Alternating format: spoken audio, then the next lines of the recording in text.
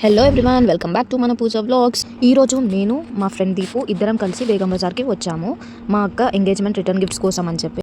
So అదిస్ ప్లాజాలో wholesale కాబట్టి 4th ఫ్లోర్లో ఉన్న సుందర్ గిఫ్ట్స్ అండ్ నోవెల్టీకి వెళ్ళాము. ఇక్కడ చాలా different types of return gifts ఉన్నాయి. మా రేంజ్కి తగ్గట్టు తీసుకున్నాము.